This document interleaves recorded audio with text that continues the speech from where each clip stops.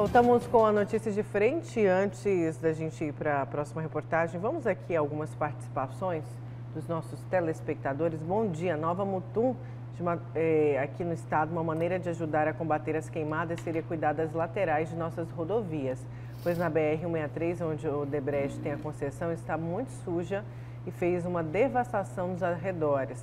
Temos também a questão cultural da comunidade indígena, de muitos pecuaristas que colocam fogo para renovar.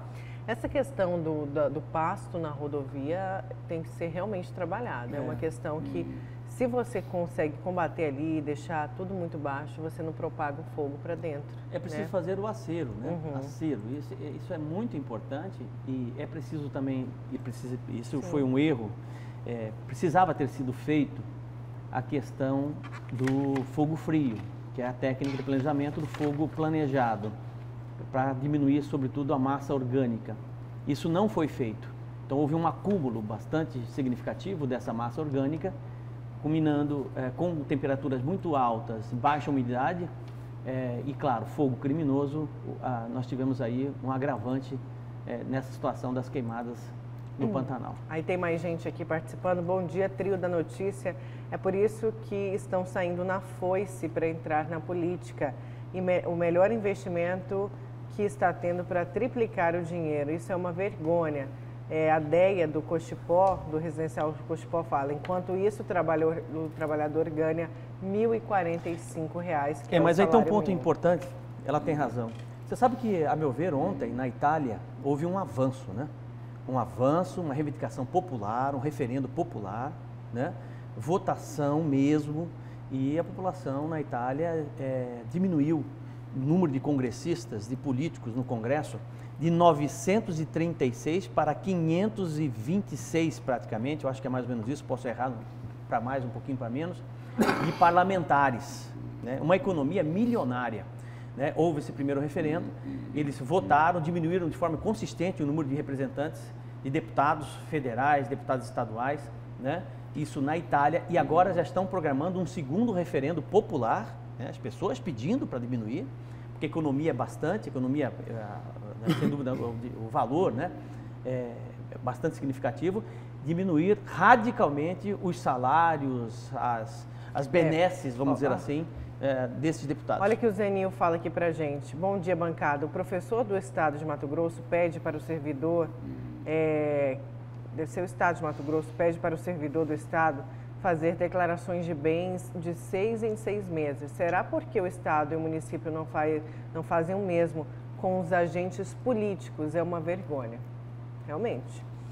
Olha, vamos seguir então, vamos com o repórter Bruno Pinheiro agora. A gente volta com o Bruno Pinheiro ao vivo, que ele vai trazer informações para a gente sobre a Câmara de Cuiabá, que anulou a posse de Ralph Leite, que foi condenado pela Justiça. Bruno Pinheiro, é com você.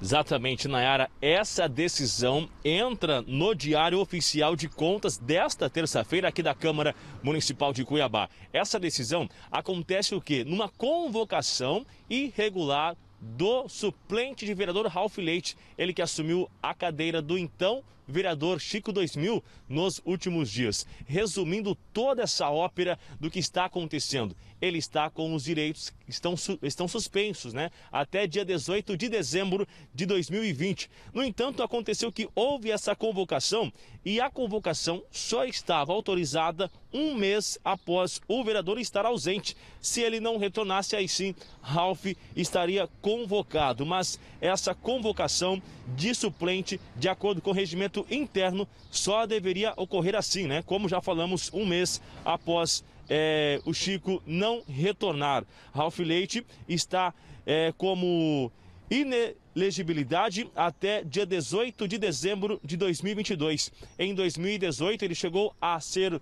Quando houve essa decisão da Justiça, ele recorreu, mas não conseguiu reverter a sentença e está então com os direitos suspensos. Ele que assumiu já estava aqui na Câmara Municipal, mas em nota a assessoria confirmou que ele não deve continuar e que realmente o vereador Chico 2000 retorna e o vereador Ralph Leite não deve continuar como suplente aqui atuante na Câmara Municipal de Cuiabá. A gente vai acompanhar hoje que entra, né, esse registro no Diário Oficial e vamos acompanhar o resultado, como será a aceitação do suplente de vereador Ralph Leite aqui de Cuiabá. Nayara. Obrigada, viu, Bruno, pelas suas informações. E olha, o governador Mauro Mendes enviou ofício ao ministro da Justiça e Segurança Pública, André Mendonça, pedindo a liberação de aeronaves e tropas militares da Força Nacional de Segurança Pública para auxiliar no combate aos incêndios no Pantanal, especialmente aí nessas regiões aqui do estado de Mato Grosso. Os dois, né? Mauro Mendes pediu para o Pantanal Mato Grossense, mas a Força Nacional também está combatendo no Mato Grosso do Sul. Vamos conferir então na reportagem do Luiz Vieira. De 1º de julho até agora já foram registrados 30.690 focos de incêndio em Mato Grosso. Destes, mais de 22 mil foram na região do Pantanal. O governo alega que já investiu 30 milhões de reais, mas a necessidade é de mais recursos e efetivo, porque as chamas continuam avançando. O ministro da Justiça entrou em contato com o governador e acertaram a vinda da Força Nacional, que era um pedido que nós fizemos em agosto ainda desse ano. O governador veio reforçar esse pedido agora e o ministro acenou positivamente com a chegada da Força Nacional essa semana ainda. Estão vindo brigadistas do Brasil, bombeiros, para nos ajudar nos 3 ecossistemas do estado, né? Nos 3 biomas. Esses biomas nós temos Cerrado, Mato Grosso, Cerrado, Pantanal e Floresta Amazônica, que também todos estão com focos de incêndio e a gente vai tentar, com esse reforço de brigadistas e bombeiros, debelar com mais facilidade. A ação já tem o apoio do Exército, da Marinha e inúmeros outros órgãos estaduais que auxiliam o Corpo de Bombeiros. É a maior seca dos últimos 45 anos, que já destruiu mais de 20% do bioma. Nós temos as Forças Armadas, através do Exército, Marinha Aeronáutica. Nós temos os amigos do Mato Grosso do Sul, o Corpo de Bombeiros está trabalhando com a gente. Tem as Forças Federais do IBAMA, tem a SEMA, tem a Defesa Civil do Estado, tem brigadistas particulares, tem as prefeituras que estão nos ajudando, além de reeducandos do sistema prisional também que estão trabalhando nesse projeto de combate a incêndio. Então, para fazer essa coordenação de multiagências, tem o CIMAM. E o CIMAM faz com que os estudos de empregar o homem no terreno. Então, a gente sabe onde é que está precisando mais, em que região está precisando, que tipo de ferramenta vai usar naquele local, que equipamento, se vai ser avião, se vai ser carro-pipa, se vai ser o homem com abafador. Então, o CIMAM que consegue organizar tudo isso. De 1º de julho até agora já foram registrados 30.690 focos de incêndio em Mato Grosso. Destes, mais de 22 mil são no Pantanal. O governo alega que já investiu 30 milhões de reais, mas a necessidade é de mais recursos e efetivo, porque as chamas continuam avançando. Na Secretaria de Segurança Pública, o Centro Integrado Multiagências de Coordenação Operacional registrou algumas chuvas isoladas nos últimos dias. A central faz todo o levantamento de informações em relação ao clima, o vento, para atuar as equipes em solo. Nós, Corpo de Bombeiros, com outras agências, nós temos servidores técnicos em geoprocessamento aplicado aos incêndios florestais que nos dão subsídios importantíssimos para a definição de estratégias diversas, informações diversas de geoprocessamento para que nós possamos colocar a equipe em campo no menor tempo possível, no melhor acesso e definir uma estratégia de combate que controle e faça a extinção devida dos incêndios florestais. Apesar de ainda modesta, esta ajuda que veio do céu já contribuiu para amenizar um pouco a situação, reduzindo o número de focos em 24 horas de 669 em julho para menos de 300 no último fim de semana. Por meio desse geomonitoramento é possível identificar justamente essas áreas onde ocorreram precipitações, mas é verdade que essa umidade ela ainda não está tão elevada assim. Algumas regiões, na verdade, nem choveu, por exemplo, a região do Araguaia. Então, nós acompanhamos isso diuturnamente e o risco de incêndio em Mato Grosso ainda está elevado. É verdade que lá no extremo norte e algumas regiões estão ainda de uma forma mais confortável, mas a sequidão não se encerrou em Mato Grosso, as equipes ainda continuarão no terreno, muito pelo contrário, teremos o reforço de equipes para o enfrentamento dos incêndios florestais e também para evitar os desmatamentos. Então a tendência ainda é continuar seco, mas já caiu uma chuvinha, já melhorou, já diminuiu bastante alguns focos de incêndio. Não resolveu o problema, né? Mas a gente continua ainda entendendo da necessidade do homem no terreno e dos equipamentos. E essa coordenação muito bem feita pela equipe dos bombeiros no CIMAM. O combate é intenso e a necessidade de atenção continua, porque a umidade relativa do ar continua baixa e o risco é de novos focos de incêndio. Todo o auxílio e as ações efetivas neste momento são fundamentais para reduzir os índices dos incêndios florestais e assim buscar mais rápido a solução para essa situação extremamente grave que atinge todo o estado. O governador do estado está muito preocupado, já investiu muitos milhões, aí nós estamos falando em mais de quase 30 milhões de reais, fora os equipamentos que vieram do governo federal. Nós estamos falando do estado de Mato Grosso. E nós estamos falando só do Pantanal. Nós temos que entender que nós temos a floresta amazônica também e o Cerrado. Chapada aqui não é Pantanal e queimou, e os bombeiros trabalharam. O Vale do Araguaia também não é Pantanal, tem uma área de transição e está queimando também, nós estamos com um monte de equipe de bombeiro lá. Então só no Pantanal foi mais de 22 milhões. E agora com a participação e com a ajuda, mais uma vez, da SEMA, a secretária está muito envolvida nesse processo de combate a esses incêndios, a gente também está começando a mexer com as perícias dos incêndios, para tentar descobrir o que deu causa e onde deu início a esses incêndios. Com imagens de Marcos Xavier e apoio técnico de Juarez Emílio, Luiz Vieira para a Notícia de Frente. E agora o assunto tem tudo a ver com o seu destaque, não é isso, Haroldo? Exatamente, tudo a ver. Olha, vamos falar um pouquinho sobre essa questão a gente vem falando, vem mostrando aqui bastante matérias, né?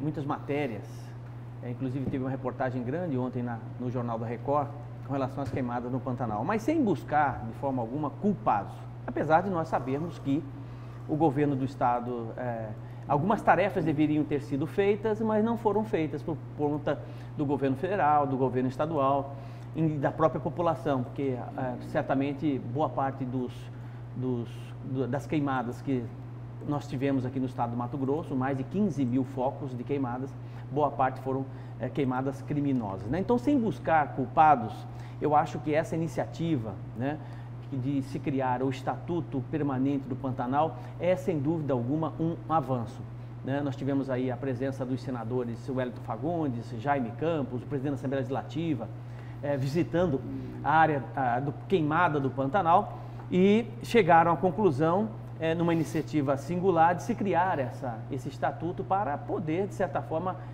proteger o Pantanal, porque certamente houve, inclusive o próprio presidente da Assembleia Legislativa, Eduardo Botelho, declarou abertamente que faltou planejamento. Ele tem fundamento essa afirmação dele, como tem também fundamento a afirmação do senador Wellington Fagundes, que também bateu na mesma tecla, né? Não foi feito o trabalho de casa, o trabalho que deveria ter sido feito não foi feito. Porque o raciocínio é simples. Se você tem, por exemplo, que o próprio governo do estado diz o seguinte: olha, nós já investimos 22 milhões no combate às queimadas. Recebemos agora recentemente 10 milhões. Tudo bem, vamos botar esses 10 milhões de fora.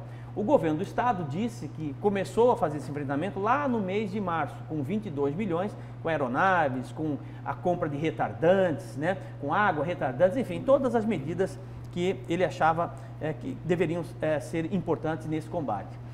Foram 15 mil focos de incêndio, contando Mato Grosso do Sul. Todos esses focos foram identificados, ou a grande maioria, ou a maioria dos focos foram identificados lá no começo do ano, como de certa forma é identificado todo ano. Ou seja, teve tecnologia suficiente para identificar os focos, teve recurso financeiro, dinheiro mesmo, para poder fazer esse enfrentamento e teve tempo para poder começar, porque os focos não apareceram da noite para o dia, 15 mil pontos focos de fogo, de queimada de uma hora para outra, não foi tudo uma vez, certamente isso foi de forma gradual, quer dizer, então o governo teve tempo, inclusive de pedir auxílio para o governo federal, como fez agora com relação a essa questão da Força Nacional. Mas, enfim, não o fez, né? Considerando que teve tempo para fazer, que teve recurso para fazer, certamente alguma coisa saiu errado, certamente foi a falta de planejamento, a falta de cuidado nesse sentido. Eu particularmente acho que, como o ano passado não houve, de certa forma, uma incidência muito grande de queimadas em nosso estado, né, eu acredito que houve até uma certa acomodação por parte do governo do estado, né, porque as obrigações do governo federal são importantes, mas as obrigações do governo estadual são fundamentais. Elas são fundamentais porque esse problema ocorre em nosso estado e quem tem que tratar disso é o governo estadual, né?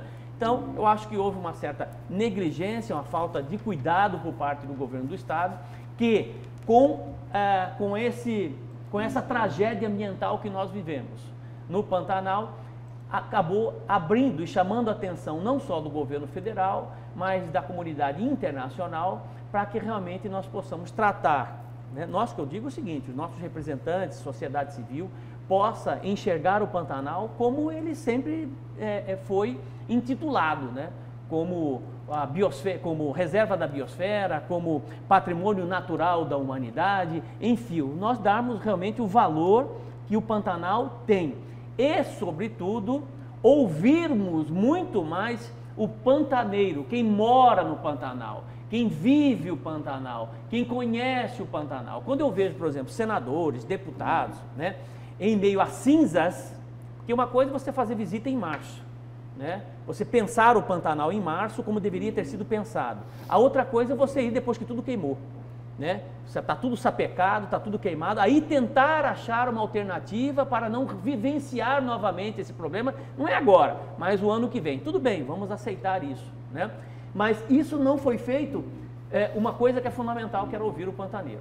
Saber exatamente como é que se comporta a natureza e como é que esse enfrentamento pode ser dado, né? Quer dizer, é importante você ter senadores, deputados federais, claro, porque você vai assinar decreto, criar um estatuto permanente, isso é importante. Mas o fundamental é ouvir o pantaneiro e determinar novas ações para que o Pantanal não sofra do jeito que sofreu. E, consequentemente, a sociedade também não sofra por consequências das queimadas, né? É isso. É isso. Quer pontuar alguma coisa, Lúcio? Não, o professor já colocou aí o assunto de forma muito clara. Certo, olha, tem gente participando aqui, vamos com a participação do telespectador. Bom dia, o que o ministro Salles, que veio a Mato Grosso meses antes, veio fazer no estado? Não poderia aproveitar o Exército e o presidente entrar mais aviões, helicópteros para auxiliar as queimadas? Essa ajuda poderia ter vindo antes. Na verdade, é uma crítica que todo mundo se faz, né? Por que a ação? Ele foi formalizado. Não, a ação, pedido, sim, tudo. Sim. Foi feito. A frente parlamentar que foi criada no Senado, junto com os deputados também, para poder combater aí isso poderia ter sido feito, mas muito antes, não agora, sem dúvida alguma, né? Foi feito há poucos dias atrás, há 10 dias atrás, salvo engano, na visita do Rogério Salles, que é o ministro do Meio Ambiente, uma solicitação, né, informal, um bate-papo. Olha, eu acho que a gente vai precisar disso, né? Precisar da Força Nacional, precisar de aeronaves, precisar de militares aqui para poder fazer esse enfrentamento, não temos brigadistas suficientes para isso, né? E agora, ontem, foi formalizado com um documento, reforçando, inclusive, um pedido do secretário de Segurança Pública, Alexandre Bustamante, que já havia feito esse mesmo pedido lá atrás, né? Há um mês atrás, se não me engano, posso estar enganado. Mas, enfim, isso agora foi formalizado e tem todas as razões para poder fazer esse tipo de pedido, gente, né? Considerando os títulos que o Pantanal tem, que eu já falei aqui 2 vezes, posso repetir mais uma vez, justamente para afirmar que a questão da reserva da biosfera, o Pantanal tem esse título da Unesco, né? E de patrimônio natural da humanidade, outro título importante da Unesco também. Então, quer dizer, o governador tem todas as cartas na mão. O que realmente falta e faltou foi, acredito eu, um pouco mais de planejamento e de cuidado com o Pantanal mato-grossense. Com certeza. Temos aqui mais participação do nosso telespectador. O pessoal falando aqui, olha, Casa dos Horrores. Queriam colocar Ralph Leite de qualquer jeito. Tem aqui a participação na tela do A Notícia de Frente. E aí a gente acabou não comentando um pouquinho, né? Mas o telespectador está repercutindo aí agora essa retirada do nome de Ralph Leite. É mais um problema, né, envolvendo a Câmara Municipal de Cuiabá, né? E que o telespectador chama de Casa dos Horrores. Aliás, esse telespectador e a torcida do Flamengo inteirinha, né? E do Corinthians, e do Corinthians, também. né? Entendeu? E o seguinte, o cidadão, a sociedade não tem culpa nenhuma desse carimbo da Câmara Municipal de Cuiabá. Ao longo do tempo, né, para ser justo, não é agora, só na gestão do presidente Misael Galvão. Não, mas eu vou discordar. Né? Vem já de há algum tempo. Né? Mas eu vou discordar de você. Pois não. Pois eu acho que a população tem culpa nisso também. Sim. Claro. Foi a população, a boa parte da população, que legitima o vereador, né? Então, ele legitimou o vereador que está ali. Você está entendendo? Quer dizer, ninguém chega a ser vereador sem o aval da população. Se você tem um vereador mau caráter, um vereador egoísta, um vereador que não tem princípios morais e éticos... E tem vereador fazendo ele carreira. foi legitimado por boa parte da população. Desculpa, com licença, obrigado. Não, e tem vereador lá que está há muito tempo. Nessa legislatura agora, teve vereador aí que se superou, não é, professor? Sim. Não, teve vereador aí que se superou, e aí é o seguinte, eu vou na outra linha aqui, eu vou fazer a defesa da sociedade. O eleitor nunca, por mais inteligente que ele fosse, ele conseguiria imaginar o tamanho do absurdo que determinados vereadores protagonizaram, né? Porque eles são estrelas, não é isso? São protagonistas, né? Príncipes. Protagonistas do absurdo. Aí é o seguinte, aí eu volto lá para o eleitor. Olha, presta atenção, preste bem atenção. Outro dia eu ouvi o seguinte, não é em quem você vai votar. Preste atenção em quem você não pode votar. Isso. Em quem você não deve votar. Isso. Para que essa sujeirada que tem aí não se repita de novo, né? Porque agora é o seguinte, eles vão ficar mansinhos, né? Bonzinhos, né? Vão dar tapinha no ombro, não é isso? De repente, dizem o seguinte, que pode até... Bom, vamos deixar para daqui a pouco isso. Vamos deixar para daqui a pouco, hora que a campanha foi efetivamente para a rua, não é? Então é o seguinte, mas o eleitor... Porque é o seguinte, tem gente aí que vai ter muita dificuldade, não para se eleger, para se reeleger. Para se reeleger, não é isso? Lúcio, ontem eu estava com um pouquinho de tempo. Difícil acontecer isso, né? Um pouquinho de tempo. E quando está um pouquinho de tempo, eu vou brincar no Instagram, vou desviar minha mente para poder fugir um pouco dessa seara da política, dessas coisas ruins, né? Enfim, tá? Eu contei ontem, porque ontem foi o dia da árvore, né? Eu contei ontem 24 posts de pré-candidatos plantando árvore. Entendeu? 24 pré-candidatos que eu nunca vi, eu acompanho, eu acabo seguindo, né? Eu nunca vi nos anos, sabe, anos fora de ano eleitoral, plantar árvore. Eu fiquei impressionado. Falei, Sabrina, olha esse aqui, ó, plantando árvore, ó, que lindo. Aí ele põe uma frase no post, entendeu? Sabe? Vamos salvar o mundo. Vamos preservar o meio ambiente. Eu também vi alguns, viu? Tá entendendo? Aí o sujeito vai lá no horto florestal e tira outra foto. Aí ele vai lá não sei aonde, sabe? Olha, eu vou te falar, gente do céu, tá entendendo? É uma coisa absurda o negócio, né? Ele nunca fez isso, tá entendendo? E ele posa como se fosse o cara que vai salvar a humanidade, tá entendendo? E tá tudo certo, né? E aí é o seguinte, aí você assistindo lá no Instagram, toda essa demagogia, quero saber o seguinte, você ficou verde de raiva? Olha, mais ou menos isso. Bem mais ou menos isso. Vamos aqui com o Antônio Carlos Silva, o repórter Antônio Carlos Silva, que ele vai trazer para a gente os dados da Covid-19 aqui no estado de Mato Grosso, ao vivo agora. Antônio Carlos Silva, bom dia, você, sua equipe.